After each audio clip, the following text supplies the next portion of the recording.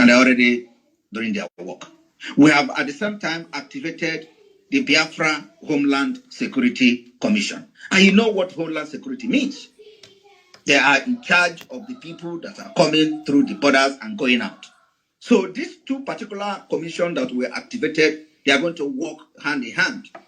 First of all, defining our borders, that boundaries that everybody is talking about. Defining that boundary, and then the Homeland Security will go to work, and we are going to, make sure we seal our borders, seal those defined borders, and we start from there. And this is happening within a few days. So I believe I have addressed your question. Thank you. Thank you, my spokesperson. I want to urge us. There are many people that I'm seeing here.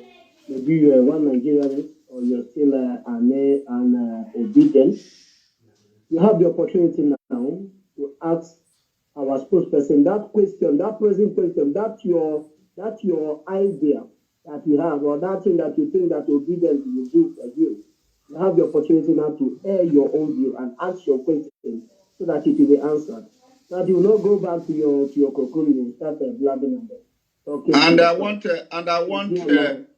I want all our media personnel here to make sure that every single thing I'm saying here is being tweeted, retweeted, and posted as a quote, for public record. Because when they hear me say Peter Obi is IPob, some of them are saying what this guy is confused because they are the one who doesn't have brain.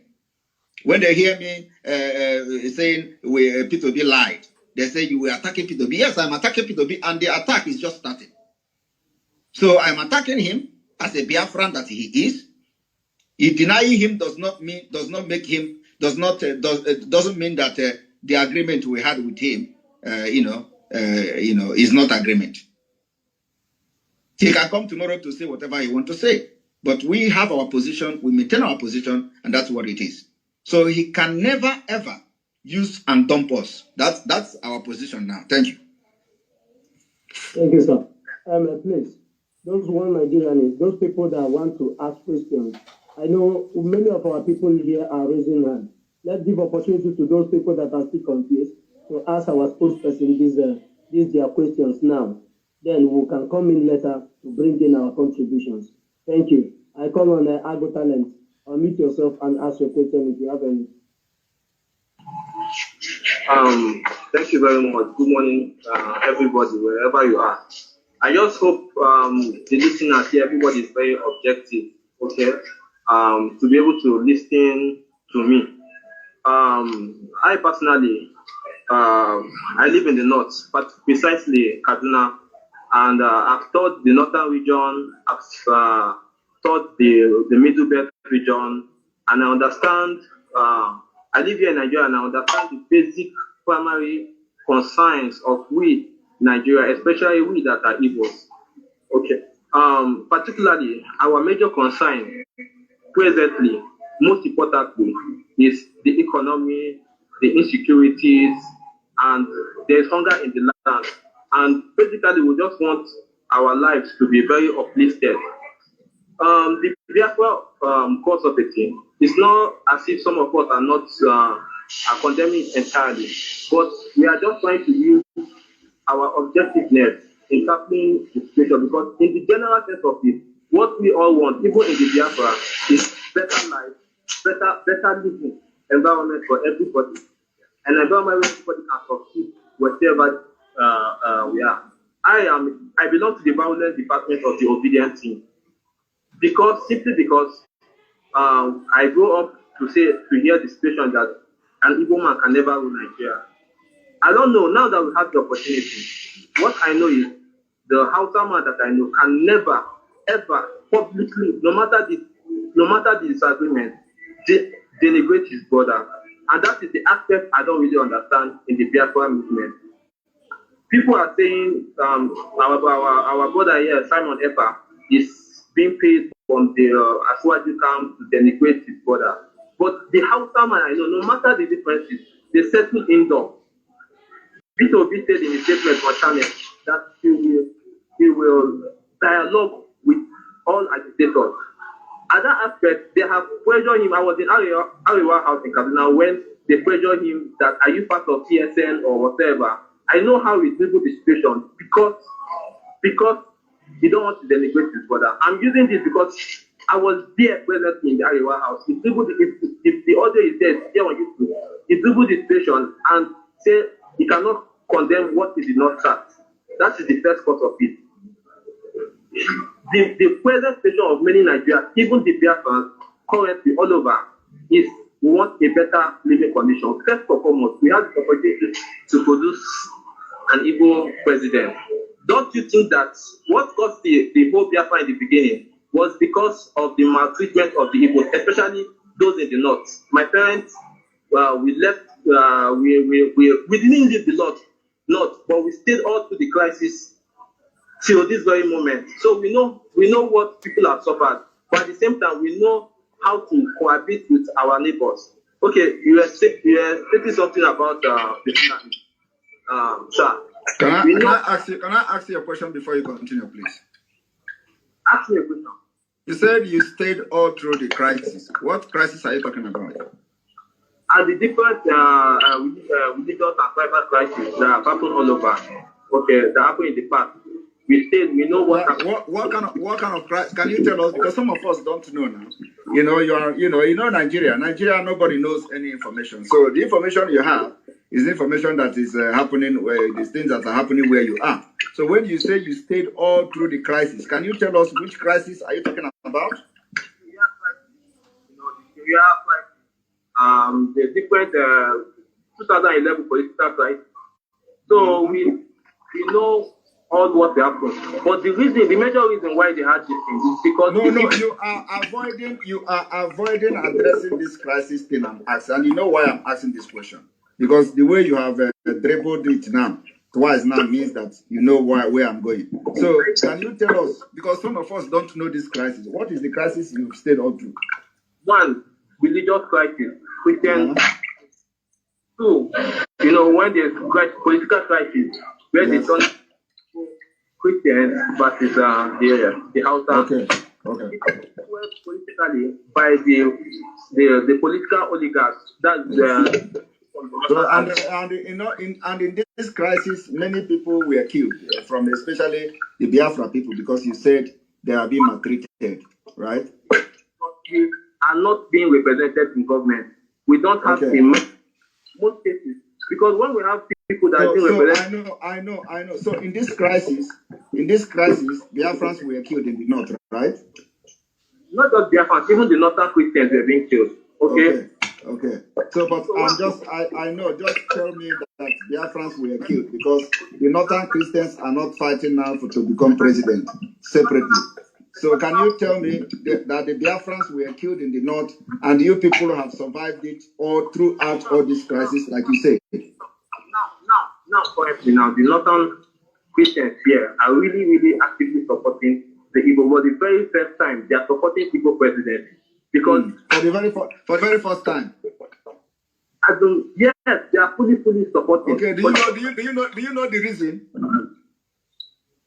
Because they, apart from just the reason, they feel that this man, they have taken all the candidates. They feel no. You see, please, I want you to be very straightforward. I want to use you as a tool today. You see, you are answering very well, and I'm still going to come back to my previous question of the crisis. So you said that for the very first time, after over 100, or let's start from 1960, over 60 years or so of Nigeria, for the very first time, the Christians in the north want to support an Igbo president. Yes, because they feel that it will bring, even the southeast, they supply a lot of tomatoes and whatever. They feel that. I know. Please, let us not make this thing rowdy. I just want to address the question I asked you. I asked you that you said that for the very first time in the history of Nigeria, the northern Christians are supporting Igbo man, Peter Obi. Okay, we have said that. So my question now is that, do you know the reason?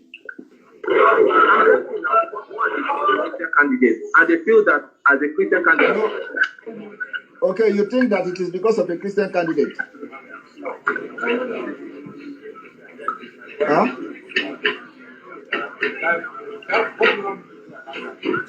Hello. Okay, I think he's going away now because he knows where this question is going. So can you meet him, please? Let me address him. Where is this noise coming from? From Kinsley. All right. So now this our brother, he said he made mention of things here which I would like to address. He said that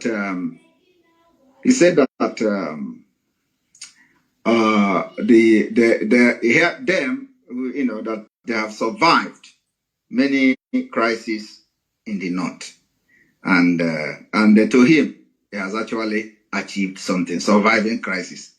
While other nations are talking about development, how much they have developed, innovation, how they have developed, built schools, how they are flying jets, how a helicopter is flying. He is talking about surviving crisis. And he thank God for having survived crisis, while other people have paid the ultimate price. And that is an achievement. God saved him. He survived crisis. And there is absolutely nothing to show for surviving of this crisis. Now, he went further to say that Peter Obi, that this is the first time in the history of Nigeria that Northern Christians are supporting Igbo man. And you cannot know better than this guy who have lived all his life in the North. So those of what is going on will now understand that you are hearing from the horse's mouth. From the horse's mouth that this is the first time the Northern Christians are supporting Igbo man. And the only reason why these Northern Christians are supporting this Igbo man is because of us, the IPob, the Biafra agitators. Because it is the reason why they asked Peter Obi to come out. There has never been an opportunity like now to break up Nigeria. So bring Peter Obi to drag everybody, let us support. Because they know, is it Atiku you are going to support? Or is it Tinubu you are going to support? So they need to bring somebody that will drag the Biafra, the Igbo people present. They say Igbo person contested the election in 2023. And that is why what we are not going to validate. Then you say that you have survived crisis.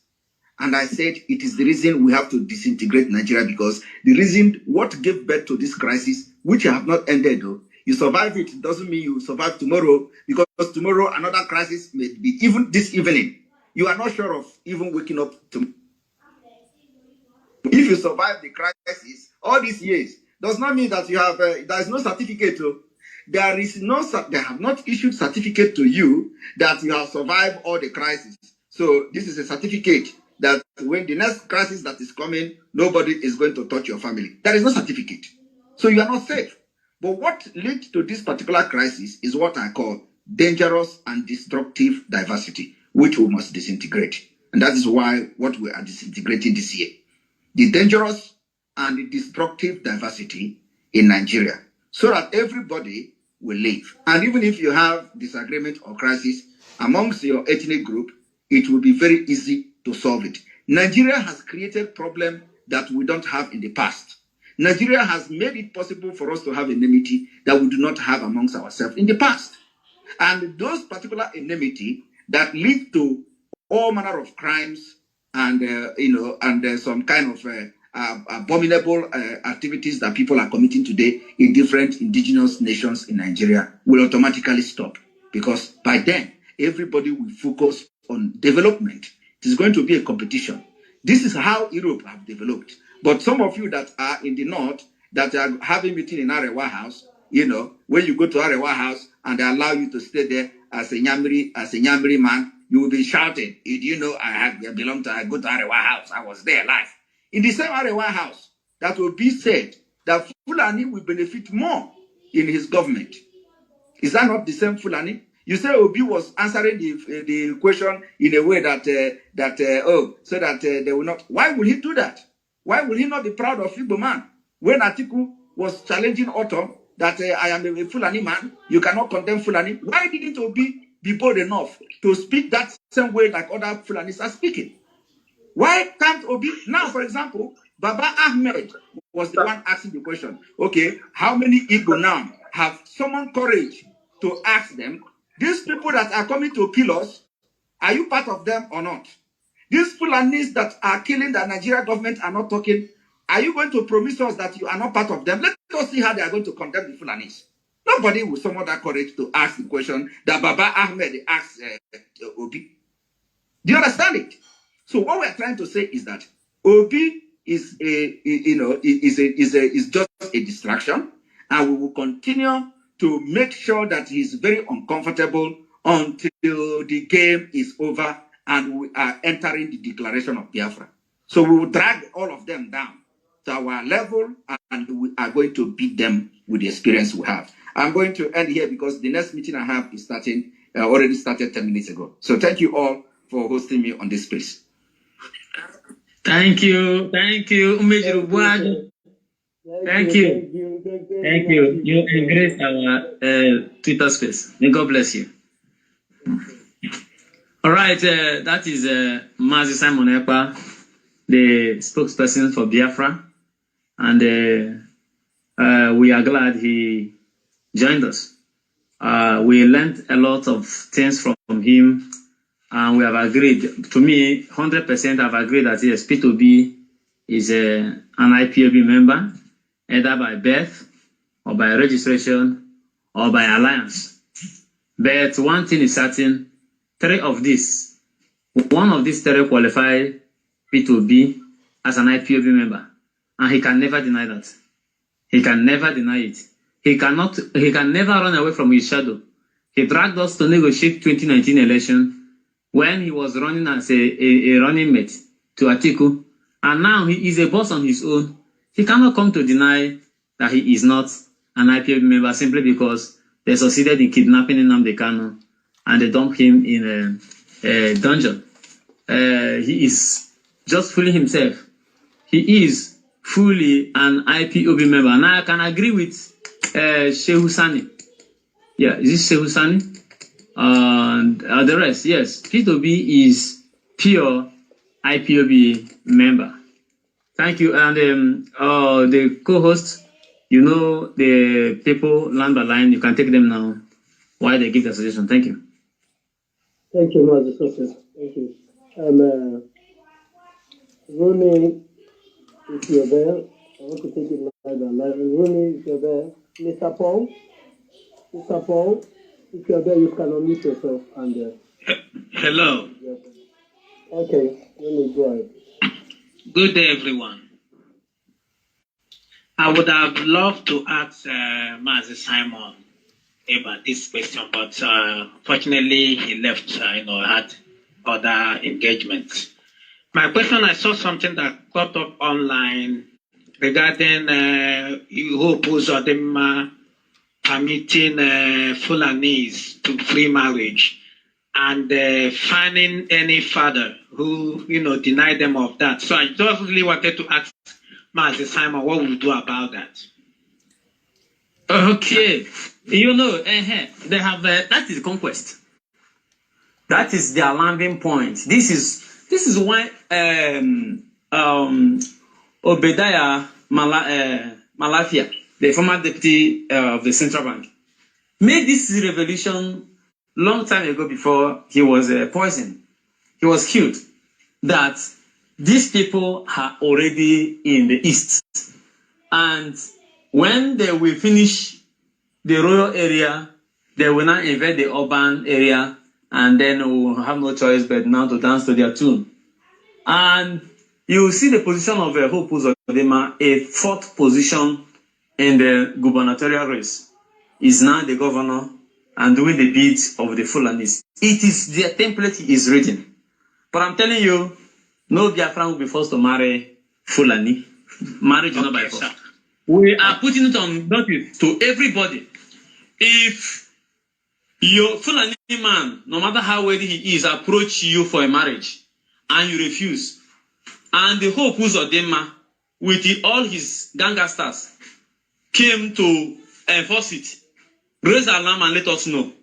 Yeah. He is not the owner of Imo State. So every media personnel should make this awareness go to the whole of indigenous people of Imo State And don't be surprised, certainly Enugu State will cook off with such a arrangement. Exactly. And we'll set Enugu State as an example. If any father force a daughter or a daughter of Biafra to marry Fulani as a result of the threat of Hope Uzodinma, the peace will cease to exist in that very vicinity. Thank you. Oh, thank you very much. Was interjecting. No, Emeka, Ebuka, mute yourself. You speak when the mic is being given to you, so that we will do this case orderly. The mic will come to you. Whatever is your observation, wanted to respond to that.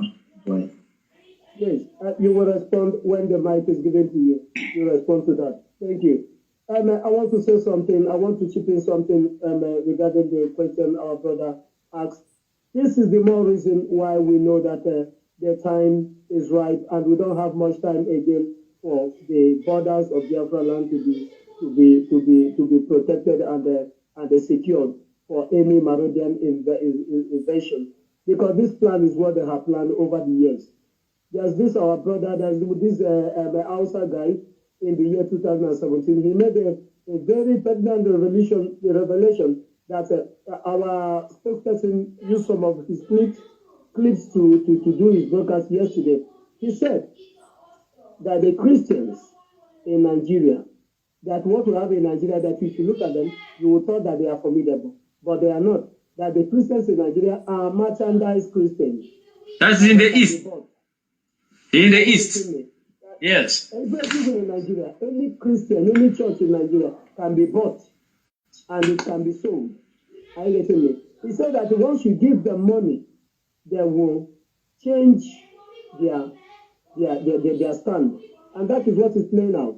I saw on the media the other day an Igbo girl leave her boyfriend, an Igbo boy, and clip on a Fulani man, Fulani guy, that the Fulani is giving him a cow, giving him cow meat and money. So he now abandoned it's not a comedy. This happened real, and that's any mistake. And if we keep mute and allow this, in the next 2-3 years, we will be surprised at what we will get. That is why we defend Biafra at all costs, and that Biafra comes as soon as possible this year. Thank you. As I give the mic to Mazi Paul. Paul, please give us your thoughts. Yeah, good day, everyone, and thank you, my people, for the way you handling the space. Let me just add to the question. Hope Uzodinma, he's actually doing the bidding while the Fulani people install him in Imo State. Even before the Supreme Court made him the governor of Imo State, every place was calm. But now, since he was made the governor of Imo State, everybody saw what is going on, apportioning our lands to Fulani, and also all the killings that are going on, recruiting a Bago to wipe out the communities. Fulani, they don't go to a community where they don't have any mineral resources.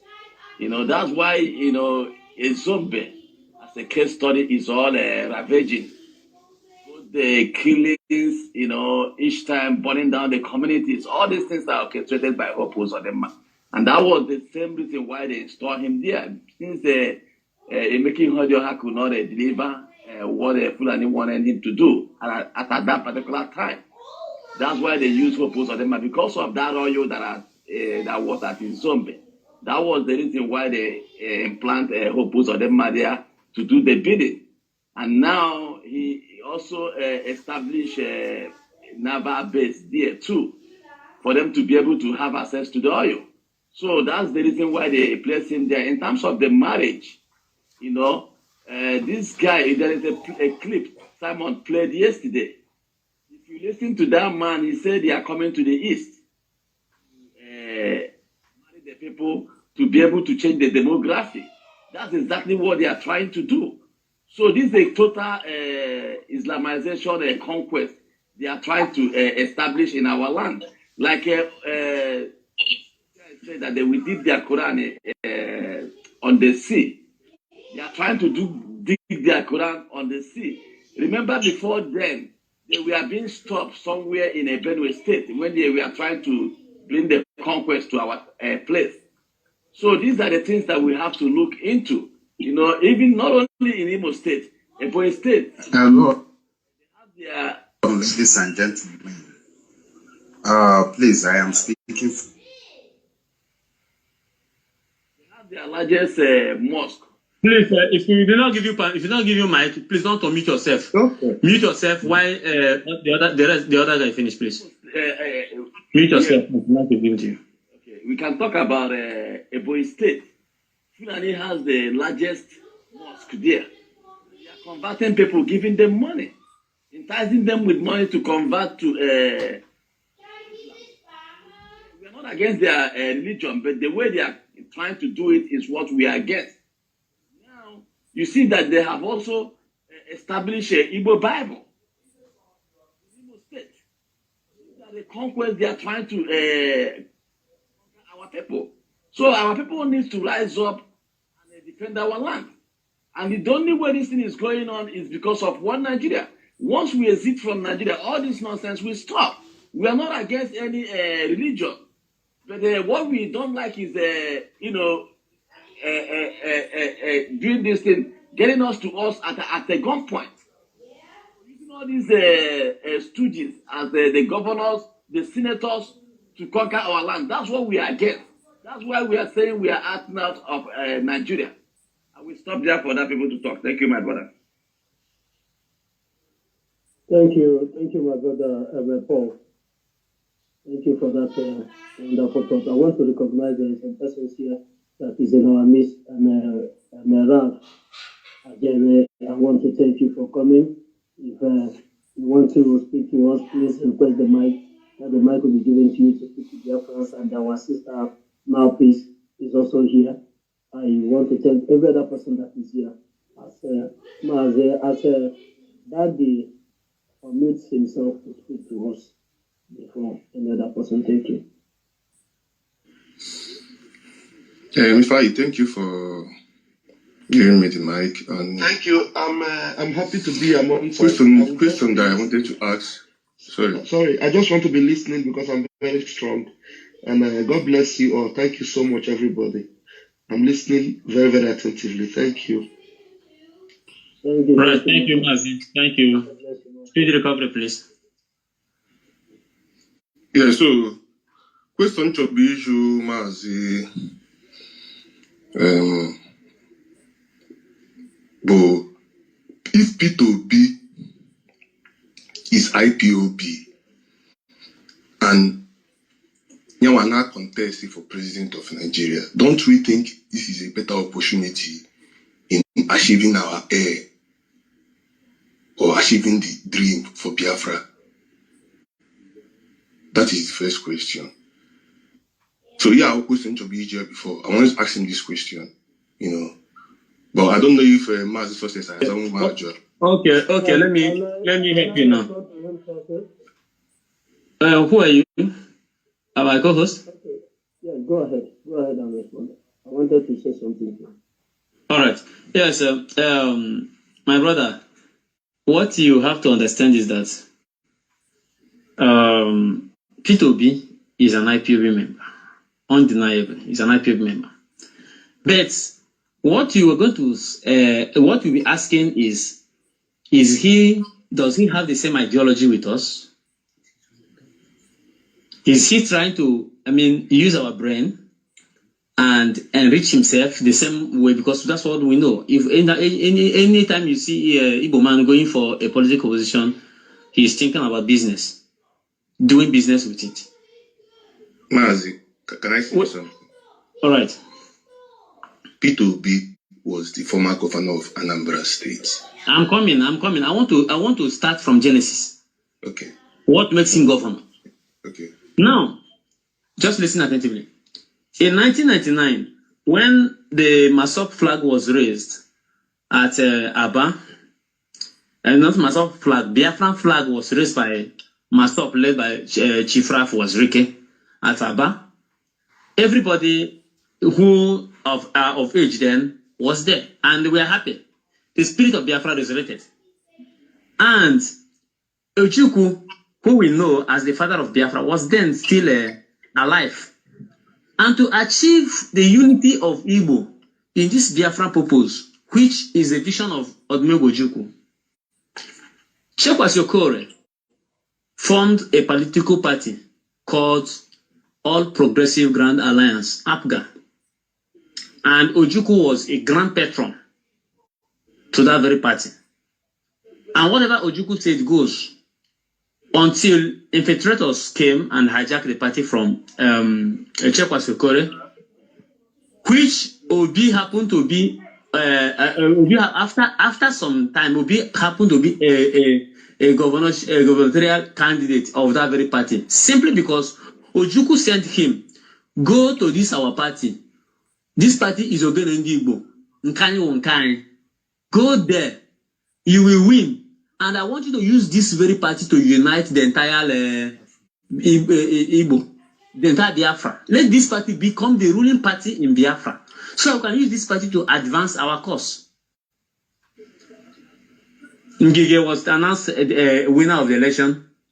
And Ngige had a very troubling days for the 2.5 years he was in the office before Peter Obi connived with Mazop members who were fighting for Peter Obi to become the governor of Imo State. The Mazop members who were fighting for Peter Obi to become the governor of Anambra State connived and kidnapped Ngige. It's on record. Peter Obi kidnapped Ngige. And Ngige has to now to renegotiate for his life with the with the governorship position, which now give Obi the power to become the governor of Anambra State. Do you know what Obi did in 2006 when he finally emerged as the governor of Anambra State? Peter Obi killed a lot of those who helped him to power. He tagged them criminals. He killed a lot of Masop. Go and ask. That is the reason Wasirike and Peter Obi never don't meet today. There's no peace between Wasirike and Peter Obi because of this very act. Now, Peter Obi came again. At the moment Ojukwu died, Peter Obi came from APGA into PDP, where he will now have his business done. From PDP, he ran as a running mate to Atiku for a presidential position. And the present Peter Obi persuaded those criminals that we have expelled now to negotiate the election boycott. That if election is done and they declare them winner, that they are going to give Biafra a referendum. It's part of the agreement, which come with the sign, sealed, and delivered. And have to convince Onyendu to relax the boycott of the election. Which Onyendu listing that, okay, a Biafran, an indigenous person of Biafra, is now running for a very top position in Nigeria as a vice president. Okay, let us give him this very chance by lifting up the election boycott. Do you know that Atiku won the election clearly? But do you know why they did not give Atiku the position? The Arewas did not give Atiku the position after their Arewa meeting in the Arewa house in Abuja. It's because if they give Atiku that very position, they have to abide by the agreement they reach with Nnamdi Kanu. And they said, okay, it better, Buhari should continue. What did Obi do? Now, Obi is now a boss on his own, who was summoned by England and was using to distract us. He appeared on a public interview at Berekete, whatever they call that idiot. And he said Biafra died 52 years ago. That he himself is running for a president as a Nigerian. Not even as an Igbo man. He denied his race, he denied his tribe, he denied his nation. How do you think that somebody who denied this threat will come tomorrow and become favorable unto you? And the person he is using as a running mate is not even a Nigerian. He's a Fulani from Mauritania. And the same people are the one persuading him to ensure that he dance to the tune of the Fulanis. So there is nothing good about this Biafra that will come from Peter Obi. It is better we antagonize him now, antagonize him tomorrow, make sure that we antagonize him until Peter Obi ran out of this very presidential race. He left this very presidential race entirely for Atiku and the Tinubu, no, they are sure that they will do election in their own area. But in this place, in this very Biafra land, there will be no election. And let me tell you, even if we allow election to hold in Biafra, do you know Peter Obi will not even win awards? Mazi, let me explain something for you. Okay. Politics is a very dirty game. We all know that. Mm-hmm. And if you check everything that has happened during all this campaign, none of the mainstream media has openly asked Atiku about all the insurgencies happening in the north. You know, they are only asking this thing to be. Hold on. If you unmute yourself again, I will remove you. If you've not been given the mic, hold on to your thought. You'll be given to a chance to air it out. Are you talking to me? No, I'm not talking to you. I'm talking to people that is interrupting when you are speaking. Please, if you've not been given the mic, do not unmute yourself, please. Thank you. So, Mass Success, I don't know if you get my thoughts, you know. I mean, politics is a very dirty game. And the whole media has always concentrated on this IPob thing whenever Obi appears on the national TVs and all that. Yes. For these questions, they are not asking it to other parties. They are crisis in the north. Okay, do you know why? Do you know why? Why? Okay, let me now tell you. The only reason Peter Obi came out to run for a president, a position of the president, is to distract Biafran agitation. And that is why they are under pressure to now ask him, if he eventually emerges as the president of Nigeria, how do he think he can handle Biafran agitation? You understand? We are now a threat to Nigeria, to British, and to all Nigerian collaborators. So they are pressure really posting him with such question. If he wins and eventually become the president of Nigeria, how is he going to handle this Biafra agitation? And none of them has summoned up courage to ask Atiku, if he wins, how is he going to summon Boko Haram or ISWAP or bandit? They can't even ask him because they don't consider that one as a threat to their economic subjugation. But only our agitation they are considered as a threat. So what do you think Obi should have done is pull out, join your people for this very fight, because you know at the end of the day you go to Kaduna, you are not a Kaduna citizen. You go to Abuja, you don't belong to Abuja. You only belong to Anambra State and to Biafra. So you have to join your people. You have to join your people to fight this very fight once and for all. Biafra has a better chance if Peter Obi wins president. And I disagree with you. No life lost and all those things. See, and I disagree with you. Wait. I have a simple question. I have a simple question for you. Very simple question. Okay. Hold on. Do you know the mandate Ojukwu gave to Peter Obi? I don't know the mandate. You don't know the mandate, and yes. I just stated it here that Obi was given a mandate to unite the entire Biafrans with Apuga. Of which the Apuga now, if na Apuga, Peter Obi is using to run for this presidency. All this propaganda of IPob now will make more sense. Wait now. Was he in Apuga? Of course, he was in Apuga. But now, going to the national, this is not the whole country and the whole IPob agitation and everything. See, if Peter Obi was running for presidency with Apuga, this whole propaganda of him being, even though he's IPob, but the whole propaganda now, see, I believe we Ndigo supposed to support this guy. I will just wait. Simon will join us in because I was asking this question directly. Yeah, just hold on. Who will I? Somebody should go for someone to call for Oga Simon to come, and the moment he finish, I will return you back, please. Somebody should go. You are an Igbo man. You are an Igbo Biafra. Somebody should go. Wait. Let me. Who has spoken here? Let me. This guy. Who will I? He will answer you. Just hold on. Let me bring him in.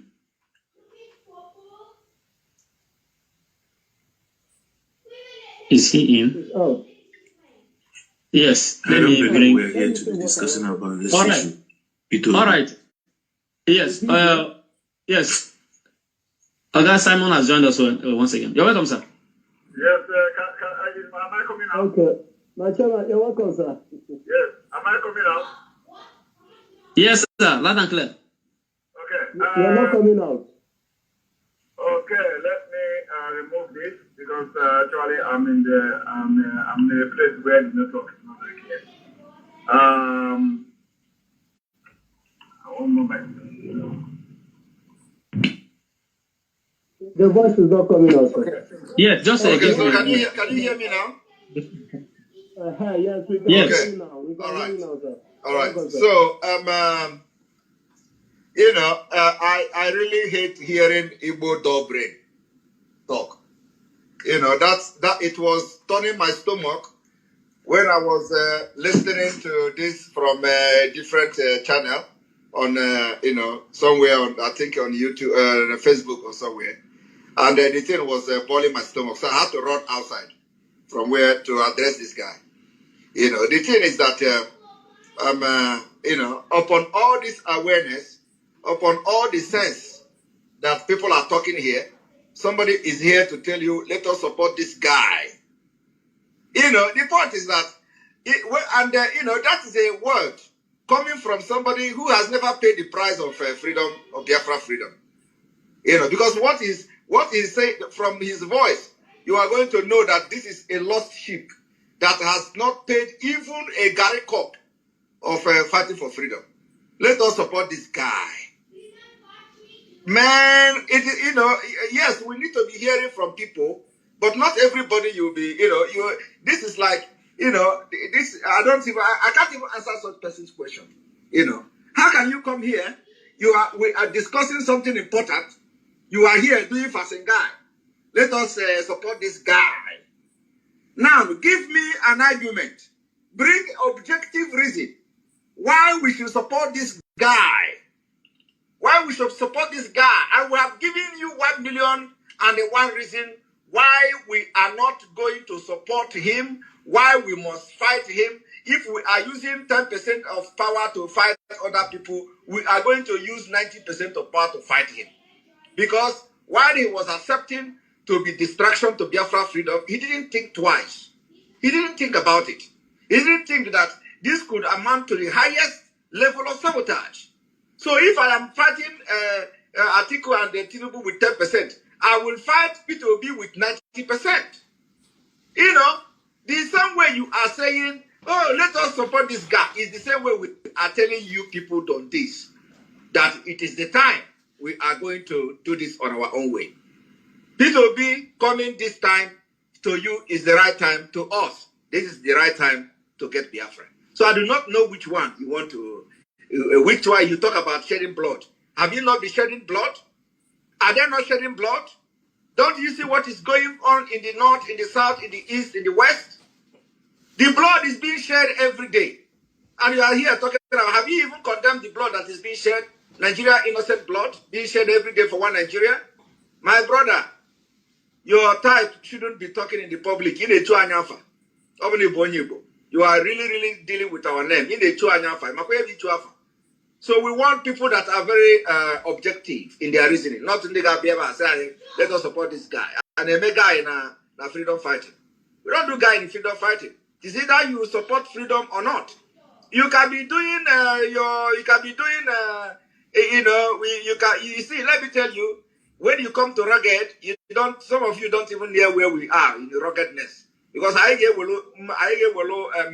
red eye make effect. So don't come here, give us a hand, So the way you come is the way I will address you. If you come here to talk like a gentleman, like a reasonable man, I will address you like a reasonable man. If you come here to talk like Onyapobi, I'm too. If you come here to talk like a tout, I will bring the tout in me and address you just the way I'm addressing you like a tout. So if you come here, you don't come here to talk, let us support this guy. Guy for what? We are fighting objectively and we are fighting for the freedom of our people. And if you come here with a divergent opinion automatically you are the enemy of Biafra people. And we are going to address you as enemy. We know your position is allowed. But if you are becoming opposition, be very objective in your position, be very good reasoning in your opposition. Give us the reason why we should support Peter Obi. With all the evidences, with all the history that have been read down to you, you are here saying, let us support this guy. And you are not even paying attention to the serial betrayal of Ndigo. You don't pay attention to that. That is what is paining my stomach. Somebody has given you a detailed serial betrayal of Peter Obi. You don't pay attention to it. Yet you are just saying, let us support this guy. It doesn't make, that is why I'm shouting the way I'm shouting to you now. In fact, if I'm the one in control, I will kick you out. I want somebody that is the opposition. Talk reasonably. Give me the reason why we should support Peter Obi. Tell me why Peter Obi should be distracting Biafra agitation and not coming here upon all the evidences, all the history that people have given to you, including myself. You are here saying, let us support this guy. And you think you have a question to ask. So my people, don't allow such person, to be talking on this space, because on it is bringing a very bad negative energy to this space. Don't allow such person. We allow people that are very objective in their reasoning, not that's got a one. In a bujim, na Twitter space. Thank you. Thank you, sir. Thank you. I think he's remove his mic from him. Yes, sir. Go ahead. I've removed the mic from him. I want this CIT News to ask a question. If I think it might be the one Nigerian. Let him ask a question while our spokesperson has some minutes to talk to us. Unmute yourself and speak, please. Thank you. Can you hear me? CIT News. Yes, can you hear me? Yes, go ahead. I'm not a one Nigerianist, brother. I am a fool. Maybe you can count me second to Simon. I'm doing my job secretly. I'm not out. Sorry about that. Check the page. Check the page. Is full of our struggles. Now, that idiot that Simon was addressing now, I wanted to address him before Simon came. I don't think we should be here talking about Peter Obi. I think we will pass this stage. Peter Obi that has not condemned the killing, just one single killing in the southeast. Really? Is this guy listening to me? Simon is not even brutal. We're coming. Simon is just romancing with all of you. You people should know better that we are being wiped out of our community.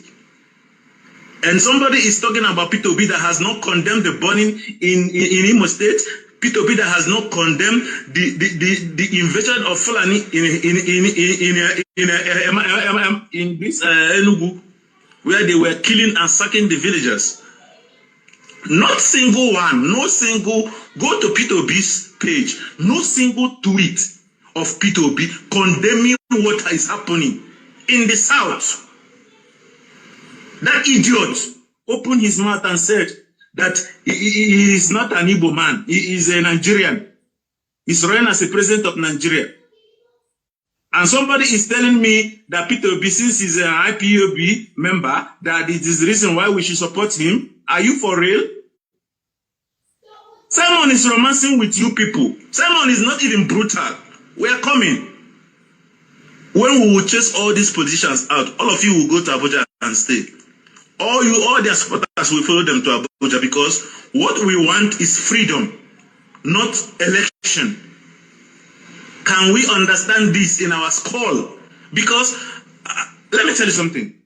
When Jonathan was contesting, I was in the zoo, and then I was joining the chorus against Jonathan, because then there has been a lot of propaganda against him, and then I wasn't aware. I thought I wasn't even hearing about any Biafra group as of that time. So I believe that there are people, most of their followers are people who have not even heard about this agitation for freedom.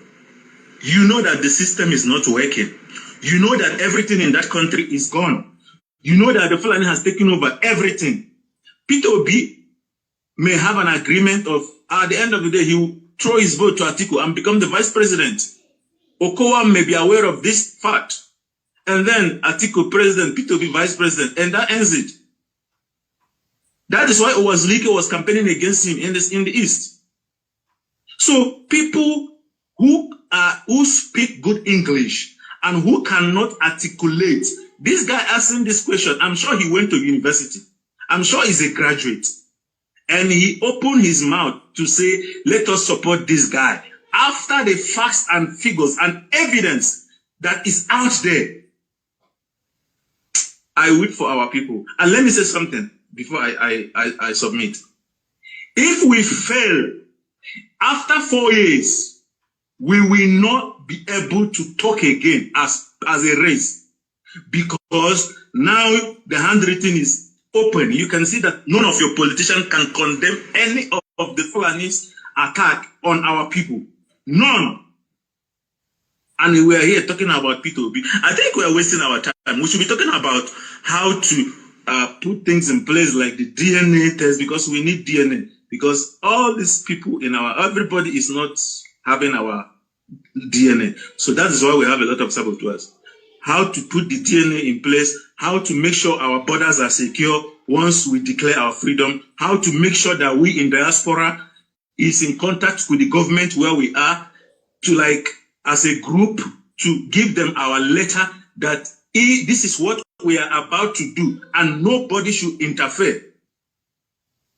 So for now, please, let's not entertain this nonsense. What we should be asking is this: how do we save our life? Because these people are killing us and no community in outside world is talking because of their interest. So please, I submit. And that guy should be, I think if he's listening, he must not get me angry because I was spoiling before Simon came in and addressed him. Thank you. Listening. Thank you, CIT. Yeah, I also run the IPob newspaper and the Fact News Check, which is also on Facebook. Thank you. Continue with the good work. Bobby Watercourt, can you unmute yourself? Ask question. Our spokesperson is here. If you have any present question, ask it. If it's a contribution, let's call other people that ask questions while he's here with us, please. Thank you. Good afternoon, everyone. Actually, I wanted to hear this for a very long time. Not even now. I think in the period of Anambra State election. You know, that period, there was one vital information that I had. It's not a rumor. It's a vital information for a prominent politician. You know, someone asked him, what is his thought about this Biafran agitation? Will you have you know the response this man did? He said, if Anambra State election do not hold, it means that Biafra is alive. And I was happy because at that period, it was like there will be no election in Biafra land, you know. And I was happy saying that, true, there will be no election in Biafra land. Until I was disappointed when the election was held in Anambra State. And I was so disappointed. So what I'm trying to say is that there should be no any, election in Biafra land. And that's the assurance for Biafra agitation. I'm not saying this at all. Maybe let me just say something. I'm saying it because it's sure. If we succeed in boycotting this forthcoming election, it's a sure banker. Please, Simon. We are not boycotting the election. We are stopping it. We are not boycotting it. We are stopping it. Thank you. Please, you're mentally good, and I love it. I've been following it for a very, very long time. Nobody should distract you. I'm telling you, nobody should distract you. I love how mentally good you are. No miss. You'll stand by it and you'll continue doing it. This this is the way forward and this is it. Because I've had series of interview with some Northerners. Their fear is that when the Ekpa come, they will chase them out of the state. I said in Port Harcourt, I'm not scared of anybody. And I told them, no, it's not like that. You do your business. When the Ekpa come, you see how happy you will be. So many of them have been brainwashed. Many people have been brainwashed that when the Ekpa come, they will chase them. They won't have anything. I told them, no, it's not like that. That this politician has brainwashed so many of them. You understand? So that's why it has been like this. I just want this stopping of election to be 100% assurance, and I'll be very, very happy for my next generation to come. That's my contribution. Thank you, my brother. You know, this emergence of Biafra as a nation is a threat to some people who are ignorant. To the Hausa Fulanis, to the Hausas, the Nupe, the Gware, and all the indigenous northern people of Nigeria, it means abandonment. Now, when once Biafra leave Nigeria, they have been abandoned into the hands or the mercy of the Fulanis. And to some, the Biafran liberation or Biafran exit from Nigeria means economic denial. That means we are going with our oil and they will not have access to the oil again. And what is their option? The option is to support Obi's presidential ambition, which will play more negative impacts to them than existing Biafra. If it is the oil, Nnamdi Kanu has said it before. We are going to give free oil to all of our, especially those in the sub-Saharan Africa. We must compel them to be developed like Biafra. We must compel them to have a competitive mindset with the indigenous people of Biafra. So that is their fear. And that is why you see that first guy that made that comment that said the northern people, the northern Nigerian Christians are supporting Obi. No, they're not supporting Obi because Obi is a savior, but because Biafra means abandonment for them. And this is why the spokesperson of Biafra is here to tell you that Obi can never be substituted with Biafran agenda. So that is it. Thank you. Co-host, go ahead. Yeah, thank you, Master, for that response. God bless you. I want to call Ken. You've been giving us a thumbs down. Can you ask us your question? Unmute yourself. Kim, are you there? Kim, the mic is yours. Unmute yourself. Ask your question. Good afternoon, everyone. I'm Igbo, Igbo guy, you know. So, but then my question is, I've been observing, even though yes, I used to be kind of sympathetic to this whole Nnamdi movement and, you know, his genuine efforts in trying to speak for his people and everything. But recently, I started noticing that this fight is no longer between, you know, the so-called Fulani stuff and trying to protect the Igbos. This is now trying to turn into a battle between Igbos and IPob. And it's worrisome, honestly, because from the recent developments I've been seeing, people will come out to do their normal businesses. People that would claim to be IPob will come, burn their shops, kill some people. So I'm now wondering, like, if you're fighting... Can I stop you there? I don't understand what you mean by people that claim to be an IPob. Did you see those people claiming to be an IPob? Most of them claim. Did you hear anywhere somebody claim to be an IPob? It's happening in Alhambra right now. I am asking you, did you hear anybody in anywhere on social media killing people claiming to be an IPob?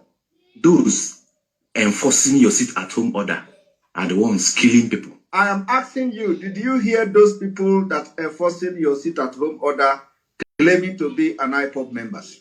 Yes, I have them. Where did you have it? The videos are everywhere.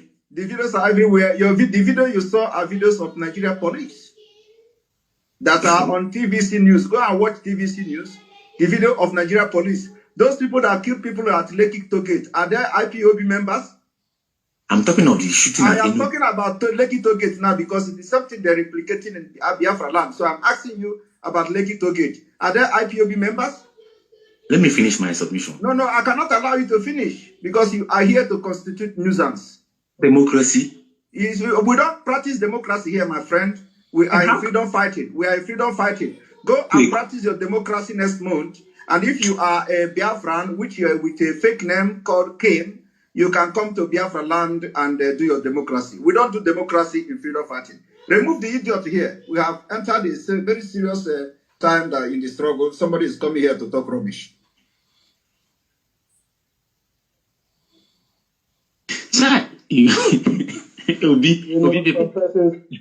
Some persons can be very stupid. I've been seeing his and he's giving us a thumbs down, and then I said, let me allow him to air his view, but I know he's not thinking right. I want to call on Sir Mr. Over to you, the host. I'm done. Thank you. Right, thank you. Good day, everyone.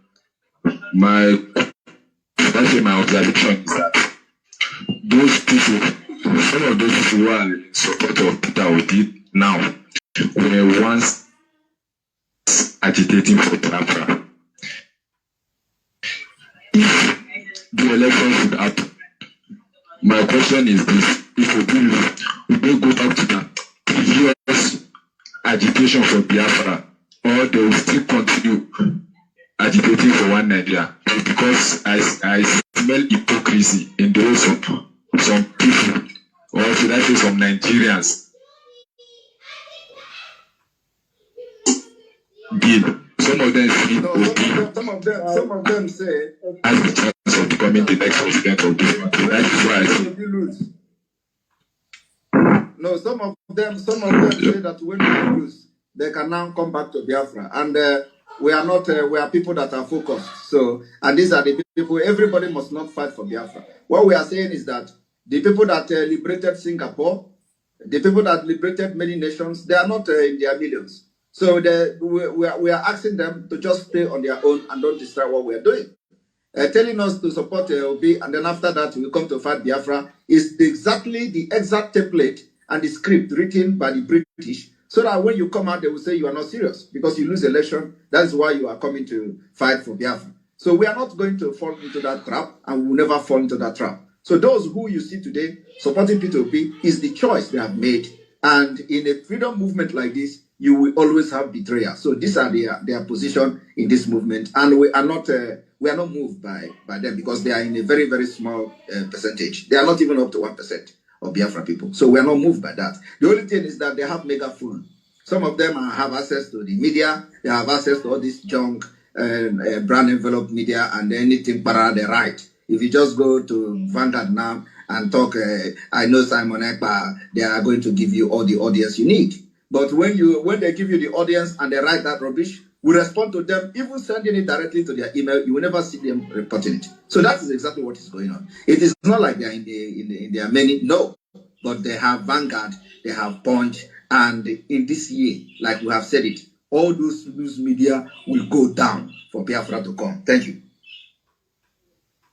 Thank you, sir. I want to call on Haziki. I will not take this in Syria because Haziki have been raising his hand for a very long time. Can you unmute yourself and ask your question if you have? Host, over to you.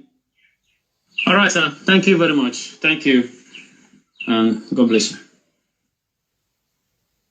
Are you there?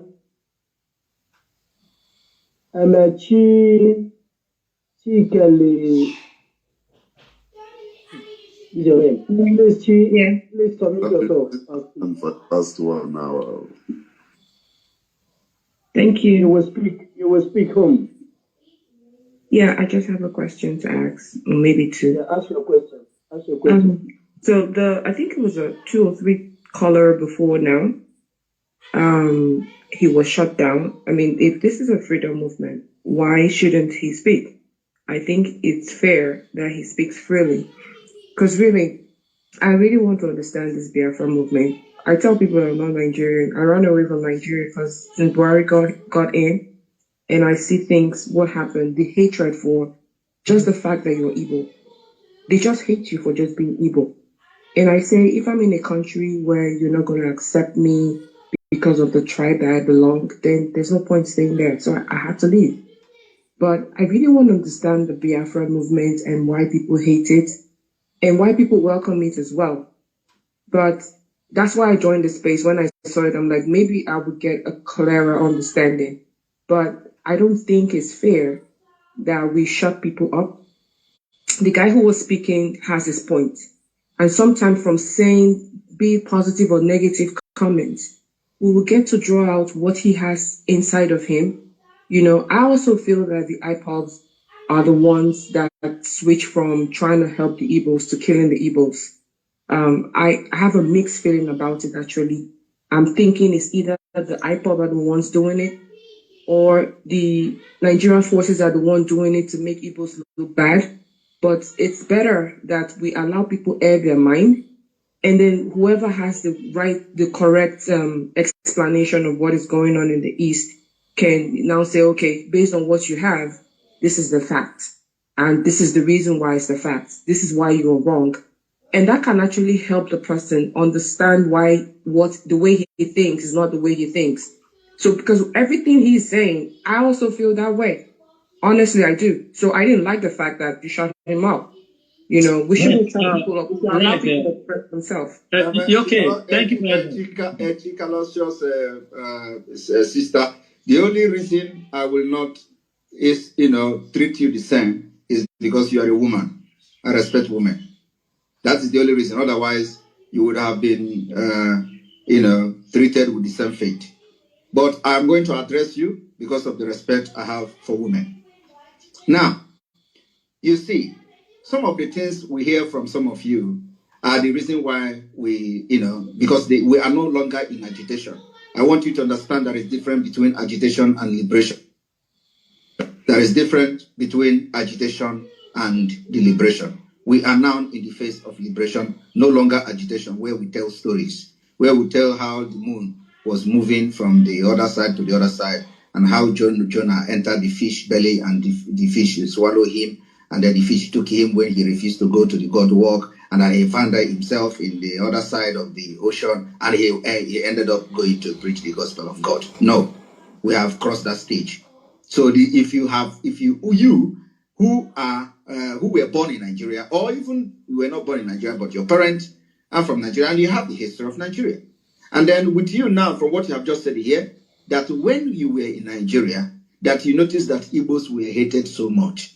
So if you, just that alone, and then somebody who is behaving or presenting himself to be the same Igbo, knowing how he's been hated so much in Nigeria, coming here to talk, to tell you, oh, you see, this you are taking this thing too personal. Why would you say that Igbos are too hated so much in Nigeria? Is that the reason why you just left Nigeria? And do you know what it means? Because Igbo were hated so much, for that reason, you have to leave Nigeria. You yourself that is talking right now. And then somebody come to belittle that particular what you see and feel, with the agony that you went through before you leave Nigeria, maybe selling your land, selling your property, or, even doing anything you can to just find your way out. Somebody could come to tell you, is it because all the ordinary hating Igbo that make it to leave Nigeria? No, you shouldn't have done that now. So you'll be saying, oh, come and hug me. You speak so well. Actually, it was a mistake. I could have been better in this place, staying in Nigeria where I was hated so much. So we have crossed that line of listening to gossips and all that. No, what we are here now is that you have to come here and talk objectively. We are in liberation movement. Don't misquote it or misunderstand it to be we are in agitation. That That's two different things. When we were preaching a few years ago to you people, telling you Fulani is coming, that is the time we're listening to these things. If you go and check all of my oldest videos and broadcasts, you see how I treated people there, because I want you to know what you don't know. But if you refuse to know it up to this point, I don't have that time. It's just like Ukraine. Ukraine is fighting war, and Russia is coming to bomb them, and somebody carry a nuclear, or let's say a rocket launcher, and the rocket launcher is carry, and then you saw the military man from Ukraine carry rocket launcher to launch against Russia, and then you say no, come on, no, that's in Finland, the other house, we just put it this way. Who allow you to stay in that vicinity? They're gonna push you, if you are there to discourage them and demoralize they're gonna end you if that is what it takes. So in a fighting like this, which is we are already in a pre-war, you don't come here to romance everybody. Everybody's opinion is not needed. I am telling you the fact. Where we need opinion of people were in the past. The opinion we need now is how to fight Nigeria and defeat Nigeria. How to destroy the evil entity that is committing genocide on daily basis. So come here and tell me why we should not destroy this evil entity. That is all. Not here to tell me, and I'm not coming here to preach to anybody. We are now in a battlefield. Battlefield, you don't teach. You do what you learn. You do what you have been taught. And that's what we are doing here. We are no longer, this is no longer the time of preaching. So my sister, I am sorry to disappoint you that at this particular point in time, just like the politicians are buying guns and bullets and giving to people to go and kill, assassinate their opponent, we are not here to romance word and teach anybody. If you have not learned anything up to this point, even you, knowing fully well that Nigeria hated you, and that was the reason you left Nigeria, if you can still come here to ask me the reason we should leave Nigeria, then you see, you are not supposed to be here. We have to kick you out. Because with all the sense you have, telling us how they hated Nigeria, and you notice that the Biafrans and the Igbos are hated so much, you still come here to ask me. I know that my people are hated so much, but that is not the reason to leave the Nigeria now. You don't know that you are not supposed to be here, because everybody must not fight this Biafra. Everybody must not fight for freedom. So you just go one place and stay. Let us fight for you. When we have finished fighting and getting this freedom, you can come and they will tell you what to do to come back to Biafra. It is not going to cost too much, especially those who did not talk. We are not the first people to fight for freedom and got our freedom, and then people came from exile and joined the building of the nation. So we are not the first, and we're not going to be the last. Thank you. Can I say something? React to that? I didn't say that. I didn't say that I don't understand why Nigeria Biafra shouldn't exist. I said it too that I don't even claim Nigeria because I don't like the country. If you understand me very correctly, I did not say you. I only used you as an example that you now that said that you know that Igbo people are hated in Nigeria.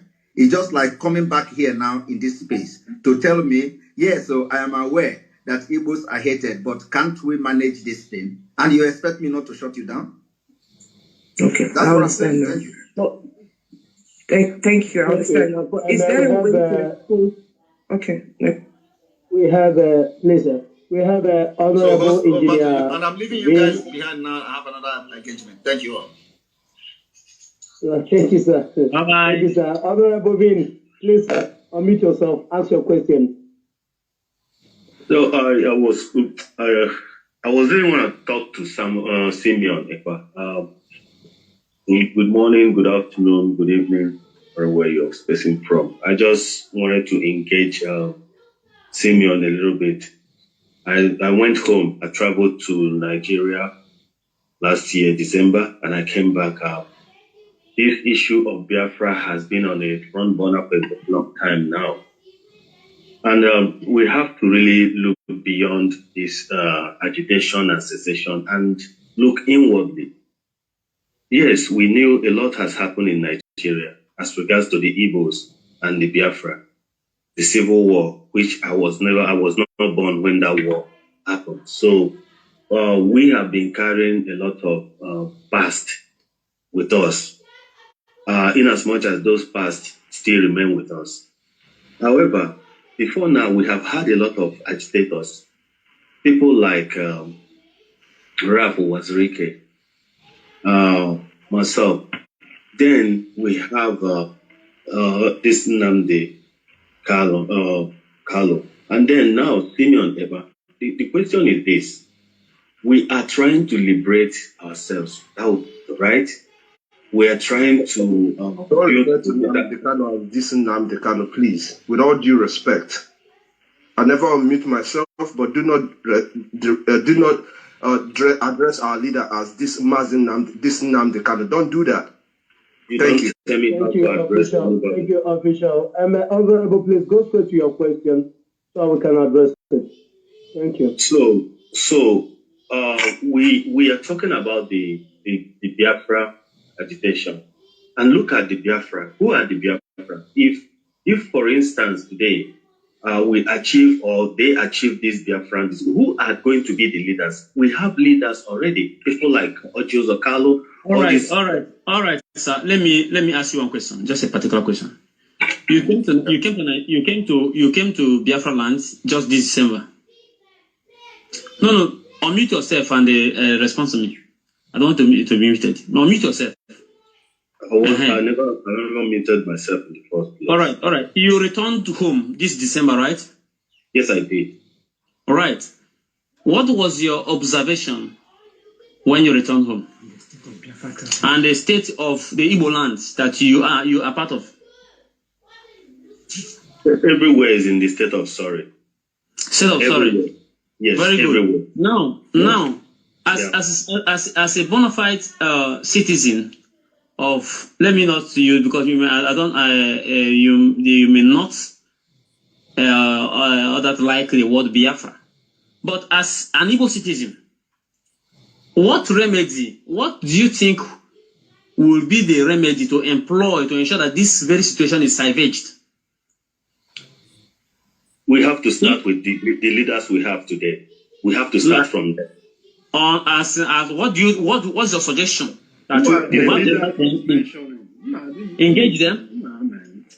Yeah, we have to start from where we are. The leaders we have today. We have to start holding them accountable first. We have to start holding them accountable. Good. In the sense that, good. All right. Don't pull the word out of my mouth. Allow me to express my feeling. Except you want me to toe the same line you are going, and we're never going to get to anywhere. We have to be a little bit patient to have a diverse opinion so that we can solve this problem. I am coming. We are in the same page. We are in the same page. So everybody mute. Let me just mute. We are on the same page. You said we have to start with them. And I know where your suggestion is going. No. How do you know? Okay. What do we do with them? Please mute yourself. If you are not appointed to speak, if you mute yourself, I will remove you. Go ahead. We have to hold people accountable. That is the first thing. Have we been able to successfully hold the leaders accountable at this point in time? Look at the states. In as much as there are a lot of segregation, there's a lot of inhumane subjugation that has been meted to the people of Southeast. But what about the leaders we have? What about those we have as the governors today? What about the people in the National Assembly? Let me address this very particular concern now you raise. You said it is time we need to hold them accountable, right? Yes, I did. And this is exactly what we are doing now. The accountable we are going to hold them now is that they are not returning back to that office. Which we are saying no to any form of election, whether we are letting Satan or Jesus Christ into any political position of this very 2023. All of them are going to be ordinary citizens just like every other person. They are not returning back to their offices. Hope you are in the same. You are supporting us in this new election. No. I'm not supporting that in the sense that what you are calling for is the state of anarchy. No, what you are calling for is the state of anarchy. No. Election.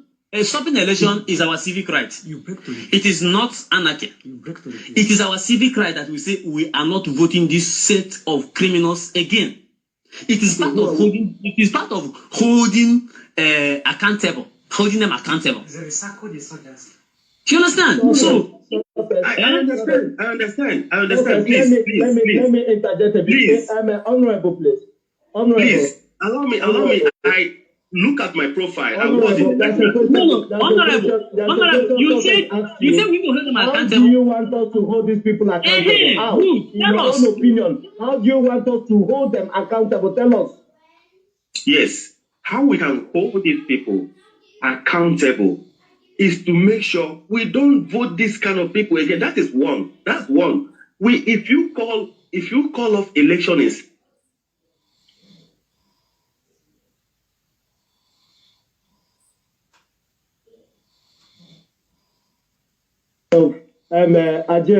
Ralph, Ajere, unmute yourself and respond to this person. We can't be listening to this. Thank you.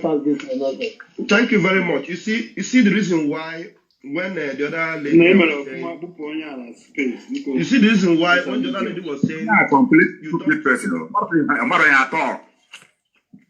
you see the reason why when the other lady was saying, don't shut people down. Can I speak? When the other lady was saying, when the other lady was saying, don't shut people, you know, there's some people that when you see the mentality they are coming up with, they are not critical in their questions, they are not even, direct, they just come in sympathy with the same system that we are running away from. We don't need to waste our time with such individuals. You understand? Because this is the same system that elected those people. It's the same system that want to elect them again. And we are saying we don't want to be a part of it.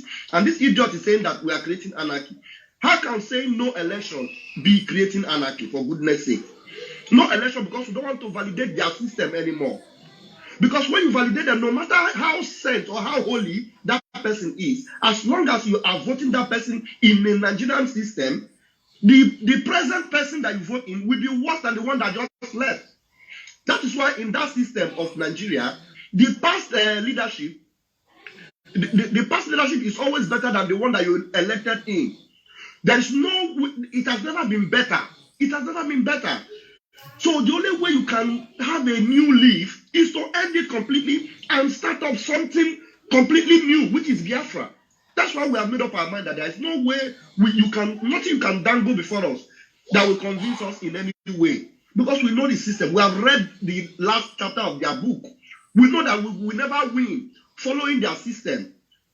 So that is why we are seriously, facing this no election in Biafra land and 2023 Biafra restoration.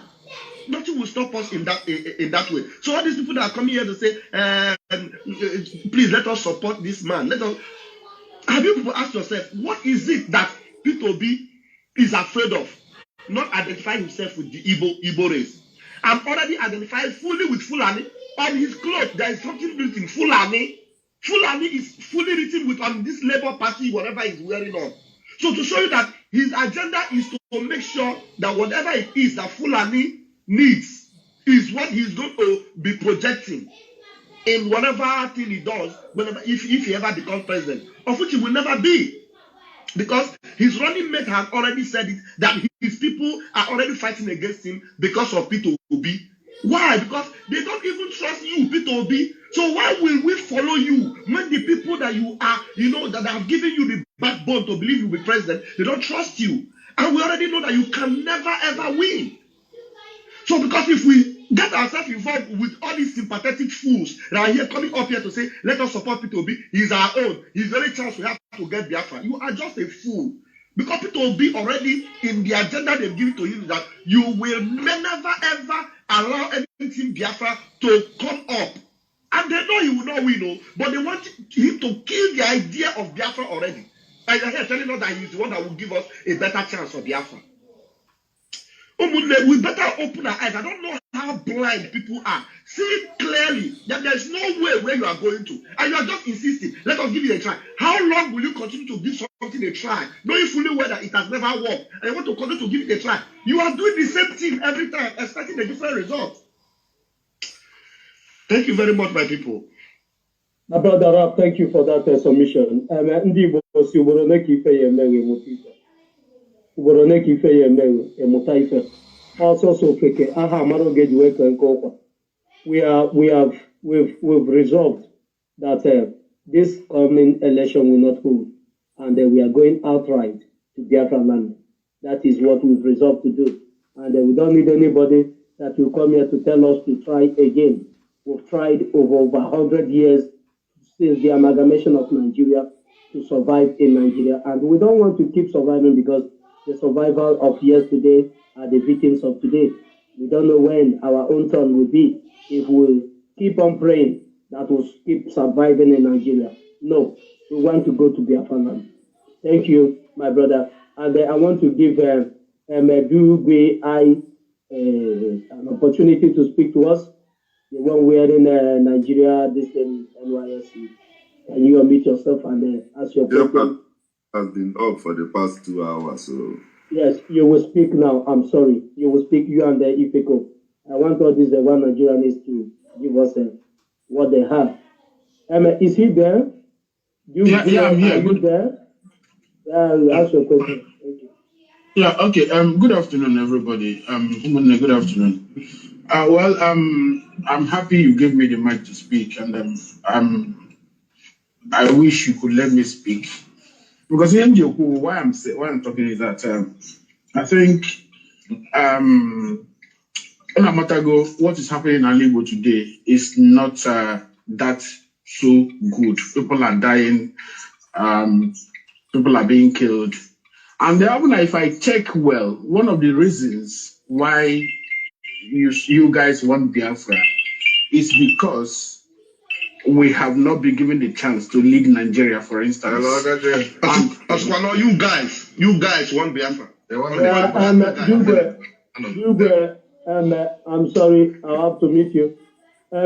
Your question have to be very, very specific, and don't come here to call us a guy name. We are not you guys. If you are dressing us, you dress us responsibly. If you cannot, I will remove you. While others will go straight to your question and we'll respond to you. Thank you. Okay. My question is actually, our son Peter Obi is running for presidency, and I'm not. I mean, it's okay. Some of us actually have Buhari. Some of us don't want Buhari. About that, will stop him from running for the presidency. Whether he has a chance to win or not, Open has stopped prayer from running for the presidency. I talk, can Buhari continue? Is it a bit to let Buhari continue? Is it a bit to stop our son from having the chance to run for this election? Or what is it exactly? It's a question I really want to ask. Thank you. Let me answer you straight. Normally I have second question if I can ask the two of them at once. Okay, go ahead with the second question while we respond. Yeah. Okay. The second question now. The second question now is the turmoil, the problem happening in Igbo in the southeast today. Are we actually happy with it? Because if I check prior to all this problem, this is at home video and otherwise, we had a relative peace in Igbo compared to today, where it is, a no-go. What we're having in Igbo today, are we happy with it? Is it better? Or, what do we say about it? And what do we do? Don't we think it is enough with this IPob wahala? Don't we think it is a time for us to tell ourselves the truth that this is not helping us? Thank you. You've expressed yourself. Let me answer your first question. You said the way want Buhari to continue his reign in Nigeria. They want Buhari to continue his reign in Nigeria as a president.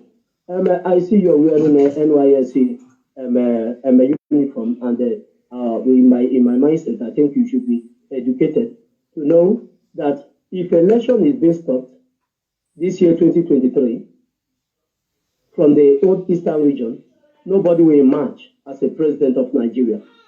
And the Buhari tenure will not exceed 29th day of May. It will not exceed 29th day of May if there's not anybody to succeed him.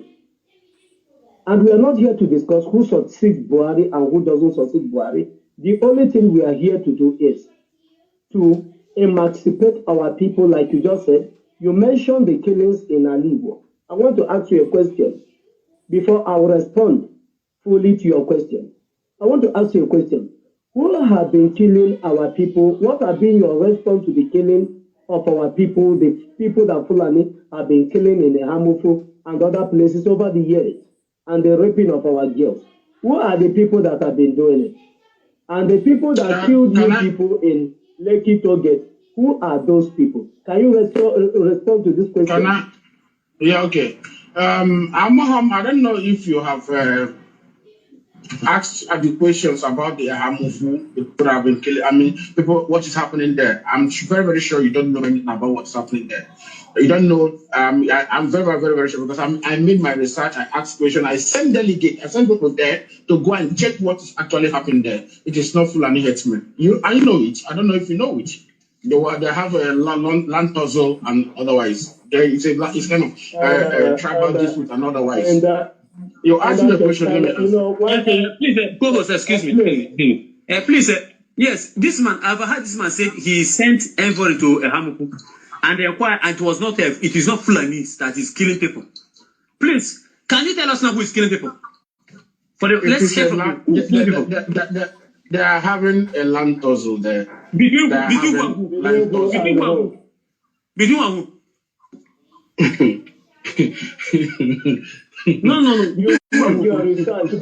who? Between which community and which community is having the land dispute? The Hamufu people and the people from the borderland from the Benue side. They are having issue. They are having that is not true.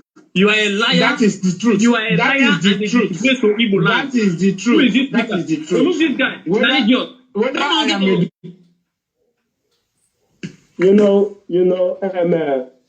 These Nincompoop have been given a lot of opportunities here, and they are not reasonable in their thought at all.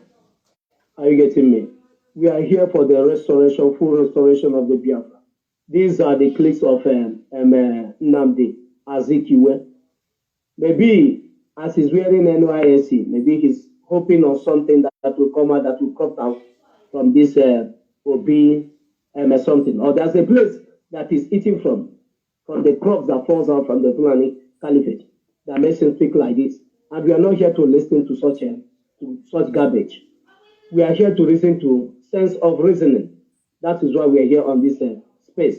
So if you are being given the mic and you cannot argue reasonably, you said you sent a delegate to investigate the killings in the Hamufu, and you cannot mention the community. You said it's a communal crisis, but you cannot mention the exact community that is having the crisis and how many people that was killed and what ignited the crisis. You cannot label all these informations. We are not here for all this rubbish. Please. We are here for something very, very serious. We are going home to Biafran land. I will give a Critics News TV, Critics TV. Please, unmute yourself. No, please, hold on, please, Critics TV. Ifeko, please unmute yourself and speak while home Big will also speak after you. Ifeko, please unmute yourself. Yeah, I'm here. Ifeko, are you there? I'm here. Am I out? Please speak. Am I out, my brothers? You're coming out. Please speak.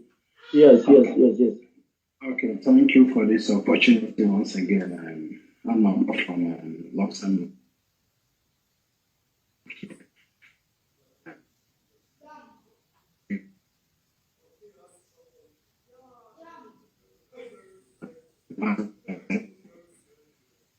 Ifeko, your voice is breaking. Your voice is not coming out. Let me check. Am I coming out? Hello? Speak.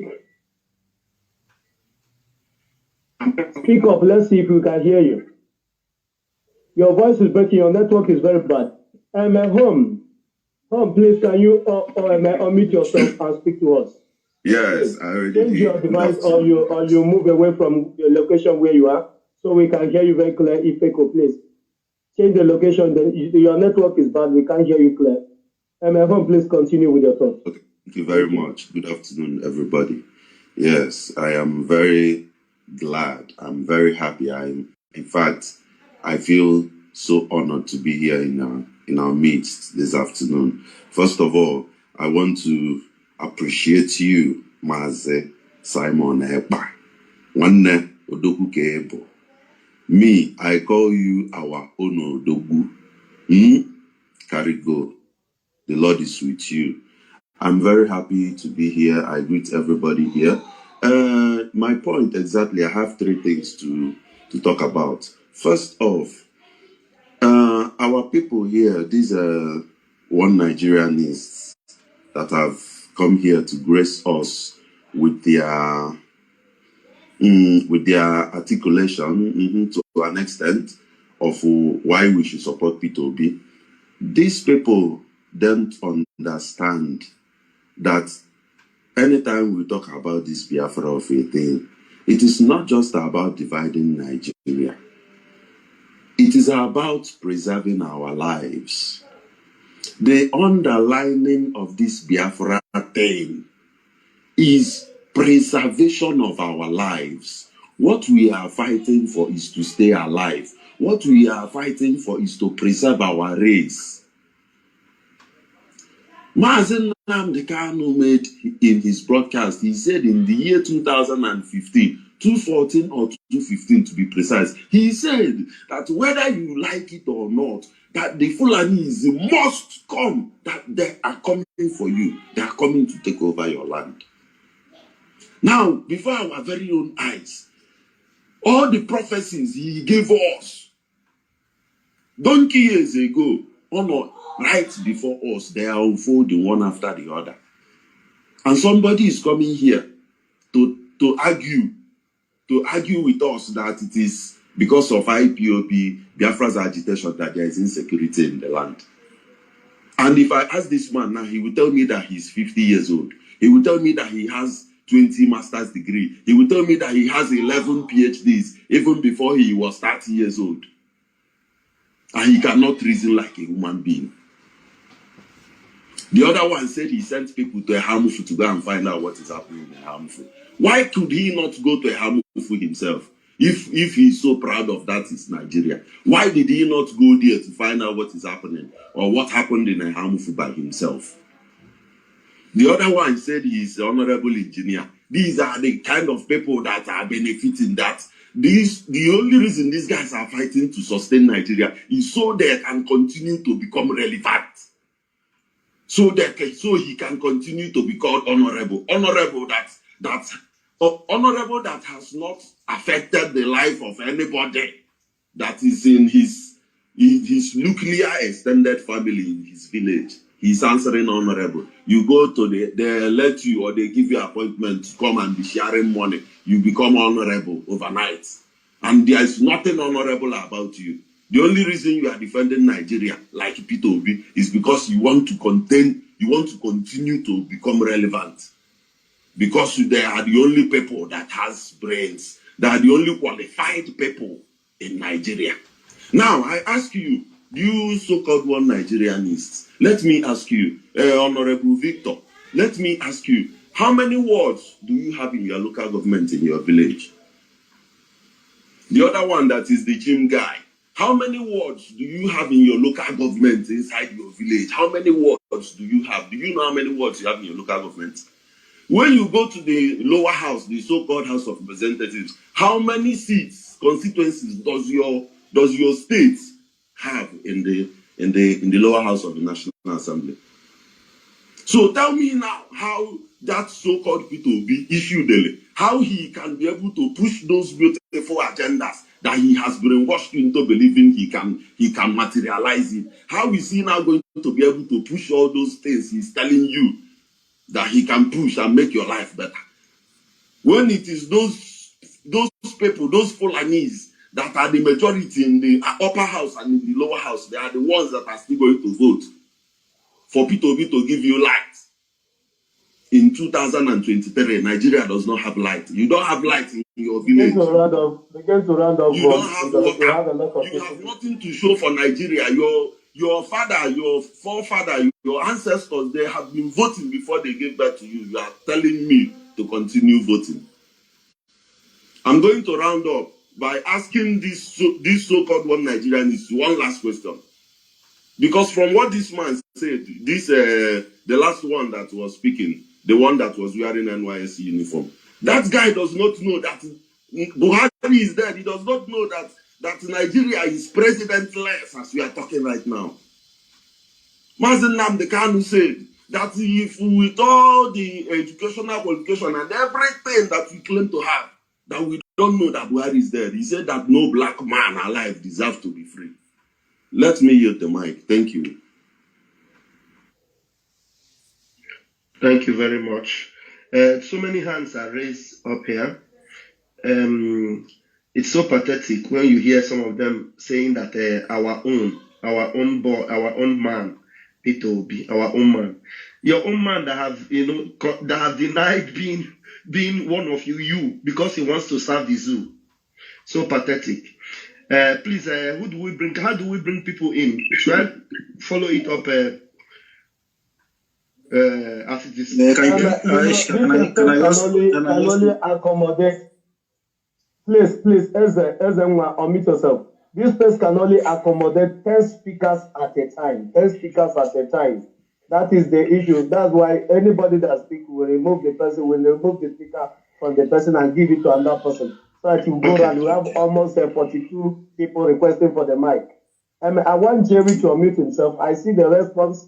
He responded to somebody here on the tweet, listing down the people that have been killed since 2022 till now. Please, Mr. Jerry N., can you unmute yourself and speak?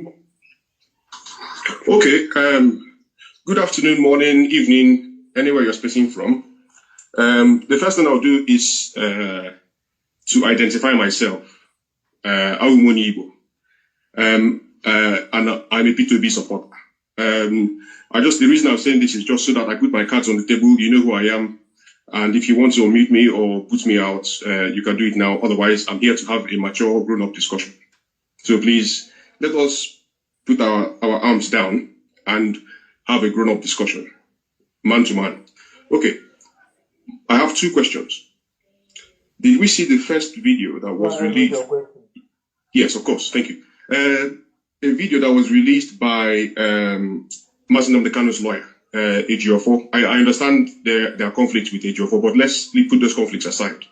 There was the video where he went to the courts and he engaged Mazen Nnamdi Kanu, and Nnamdi Kanu made a statement. This was captured on video. Mazen Nnamdi Kanu said, "Let there be peace in Igbo." You know, the reason that he's here in custody under detention is because of his fighting for Igbo, and he wants to maintain peace in Igbo. So let there be peace in Igbo. So whatever is causing chaos in Igbo by ourselves or whomever is masquerading, let there be peace. And he's appealing, the reason he said it, he's appealing to people who will listen to him.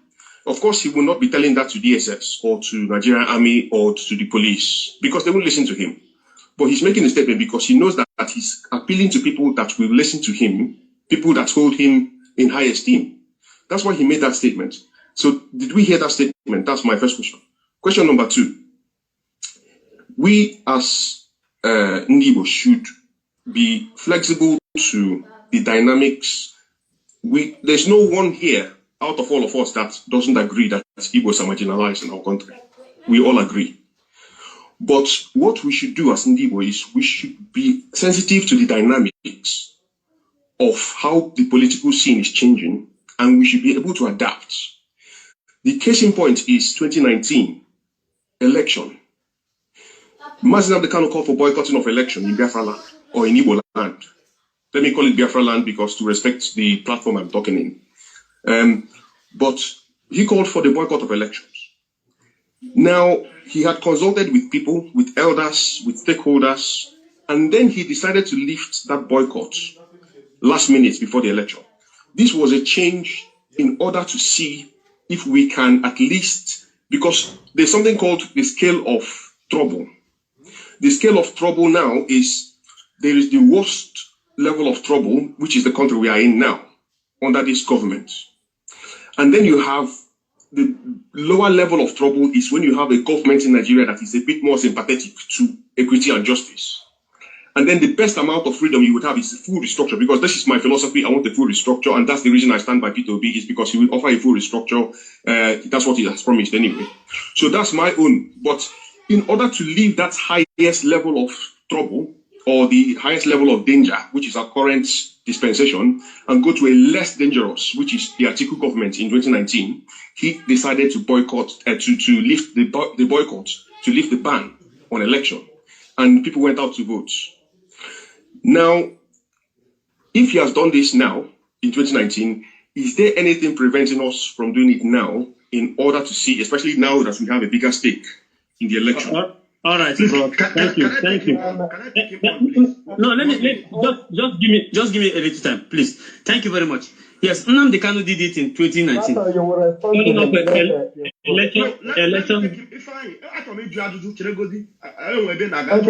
Host, can you hold on? Let's Jerry. Yes.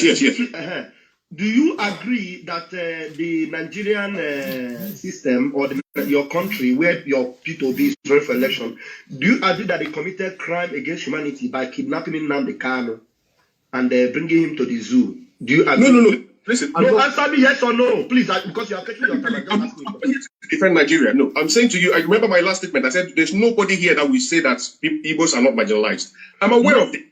Yes. Do you agree? I agree. It was an illegal. Fine. Do you know that when Mazi Nnamdi Kanu won the case in the court, and it was declared discharged and acquitted, do you know that so many people, including some of the people advocating for Peter Obi, refused that he should be released because he's going to hamper the election of Peter Obi? And again, another thing I want to respond to is what if you agree that Mazi Nnamdi Kanu deserves this freedom? Why are you people not talking about the freedom of Mazi Nnamdi Kanu, whom you are citing some of the things he did before? You are quoting him today, Nnamdi Kanu. But Nnamdi Kanu has been set free. Nnamdi Kanu has been detained illegally. You are not talking about it. Your Peter Obi is not talking about it. And you want to use Nnamdi Kanu because of what they made him say in the court, to stop us from asking for the same thing Nnamdi Kanu is asking for. Can you respond to me? Why are you refusing to ask for his freedom first, which is the most important thing for every Biafran? Why are you not asking for his freedom first before any other thing? Can you respond to me? Yes, I'll respond to you. I feel that the reason why, now let me be very honest. There are two sides to the story, two sides to the coin. The first side is this. If Nnamdi Kanu is released, and there's no way he can remain neutral. If he's released and he speaks in favor of the election, as he did in 2019, then Nigeria as a whole will then see Peter Obi as a regional winner, as a regional leader. And therefore they will say, oh, he's now, advocating for the breaking of the nation. Now, on the other side, if he comes out and he speaks against, like Soludo and the rest of them, and Apeze, and all of some of speaks against the candidacy of Peter Obi, it will now be something that will hamper the success and freedom of election. So what you are saying is that you don't agree that he should be released now. It's better he's not released now for the betterment of Peter Obi, isn't it? Am I correct?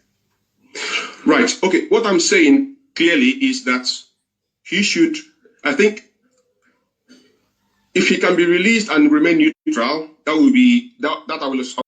So you prefer that they release him under condition of you see the reason why mute this guy. You see the reason why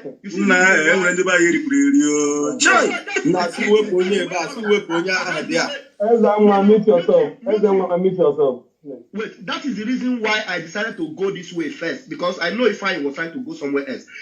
All of them do not want Nnamdi Kanu out. All of them, including Peter Obi. Peter Obi deliberately refused to address Nnamdi Kanu's issue.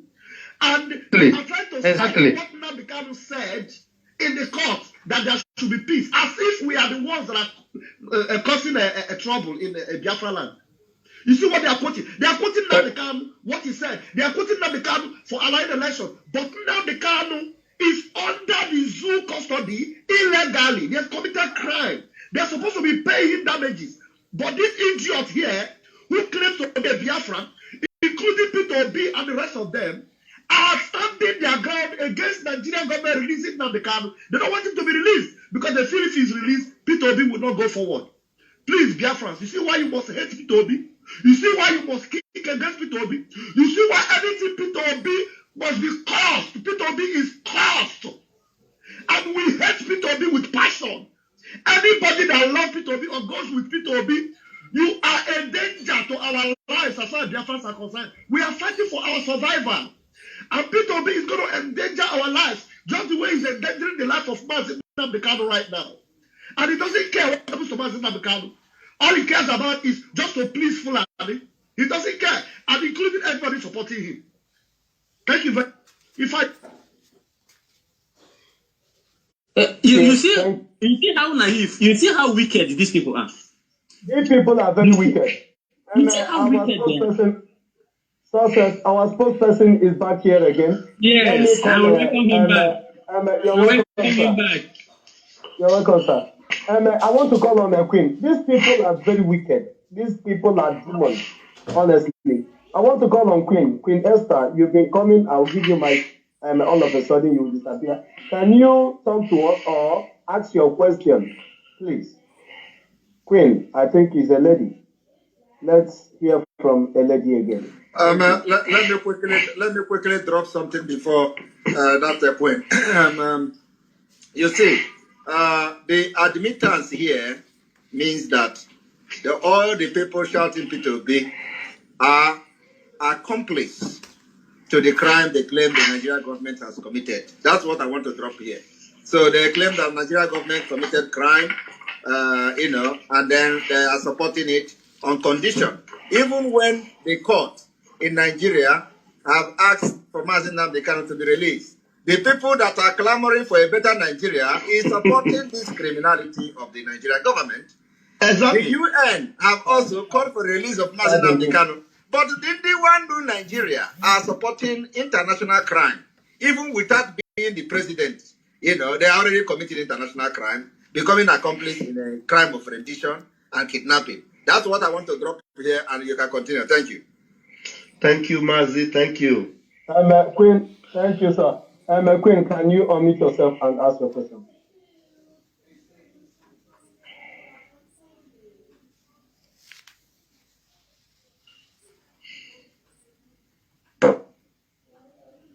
And please, next time, when you see that guy with NYSC uniform, don't let him in. In fact, today, he actually have changed. Before, his voice used to sound like the gong of a tank crier. I was even surprised that it's like a hungry is dealing with him. It's like hunger is dealing with him, because today the voice is very, very low. Are you there? He was talking in low key. So I remember him the first time I appeared on the space. He was. I'm here. There were one of those people that was shouting on top of their voice. So today I was surprised that he's talking in a very low key. So next time you see him, don't bring him in here. Until they are going to be delivered while listening to this space before the February 25th. Thank you. Noted, sir. Thank you, sir. I wanted Queen to speak to ask question. Queen, can you ask us your question, please? Queen She's not ready. Even another person. Is not ready. Dr. Carol, can you ask your question, please? Okay, fine. Raphael, how you doing? This is Michael Jihad, the innocent, if you remember me. Yeah, how you guys? You are the Fulani apologist, the terrorist apologist. I know you. I remember you in France. The one that yes, my life and said that I'm going to hang myself. I remember you very well. No, it wasn't a threat. It was a warning to you. No, that's not how you that I am going to. I have the message. You said Simon Ekpa will be kidnapped, and returned. Maybe I should look for it and read what you said. That Mazi Simon Ekpa will be kidnapped, whatever, and the worst thing will happen to him, worst thing that happened to Nnamdi Kanu, and that I am also going to hang myself or whatever. You said some nasty things, which that is not a threat. You can read the message. That was just a warning to you. It wasn't a threat. Okay. Oh yeah. What are you doing here now? Go ahead. Let us hear what you have to say.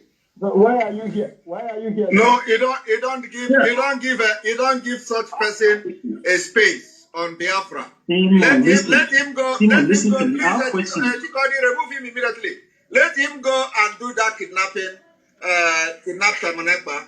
Let him go and hang himself and let us see. We are here. We're going to destroy their caliphate this year. It is happening next month. Let them come and kidnap Simon Ekpa. Simon Ekpa is here, okay? Do not allow the idiot will send me pictures of people they are killing in Biafra land and telling me that I am going to be in that state, that I'm going to die, and I'm going to hang myself, and Simon Ekpa, this will happen to him and all that he loves me, he's warning me that I should stay care from Biafra. All nonsense that he sends in my WhatsApp. He lives in France, that fool. Okay, if Nigeria is good for him, ask him what he's doing in France. What is he doing in France? Thank you, my brother. Omo Naija, you are here. Can you ask your question? All right. Good afternoon, everyone.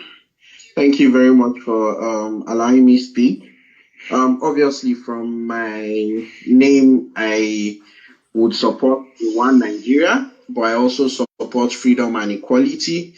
So I believe if Biafrans want to have Biafra, they should be given the choice. So personally, on the issue of referendum, I do not agree with the present administration.